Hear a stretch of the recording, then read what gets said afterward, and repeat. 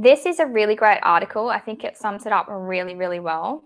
And this is effectively what you will see sticking out the top of your roof if you have an evaporative. And this is the split system that most people have. Typically, the difference is this one works like a refrigerator. And so it's a motor that's pretty much constantly running, whereas this one works more on the use of water and the evaporation of the water cooling down.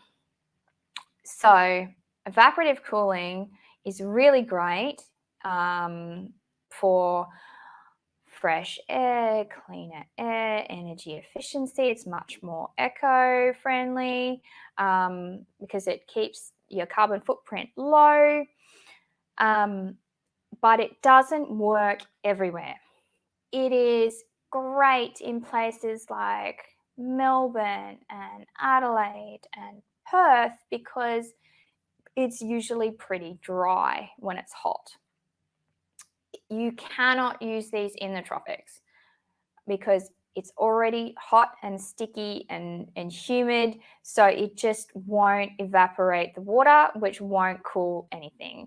The only way you can actively cool a room with a temperature in somewhere like Darwin or Cairns or Broome is if you've got an active air conditioning refrigeration system. Temperature control is also different with the two of them. AC is always better because you can actually do it. Water is also a issue with evaporative cooling, but it's a bit of a catch-22 really, in that you're still saving a lot of energy.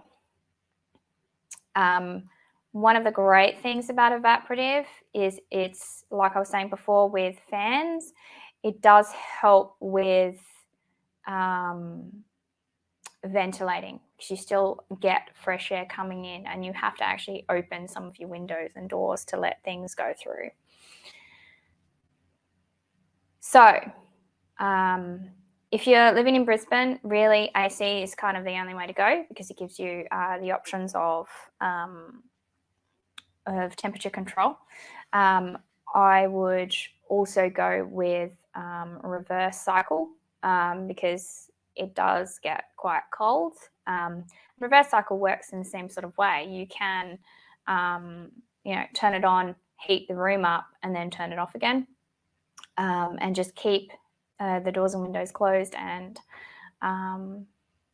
keep the air circulating, keep the heat in.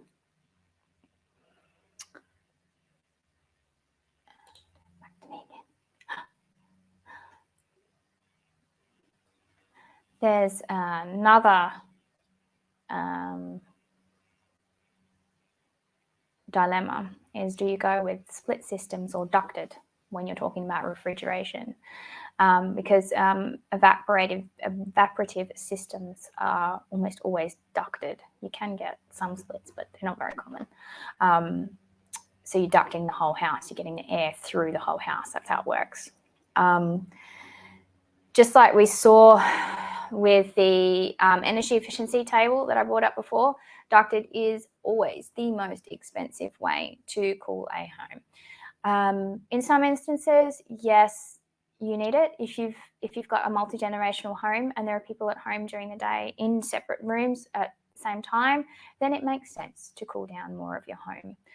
But if you've only got 2 or 3 people and there's one person working from home in one office all the day, and then you've got 2 bedrooms that are used at night, then you might only need 3 split systems because you don't need to cool down the entire house. So, I personally just stick with split systems because they're much easier to deal with, to maintain. If something goes wrong, then at least you've still got a room that's cool. You don't have a whole system that doesn't work throughout your whole house.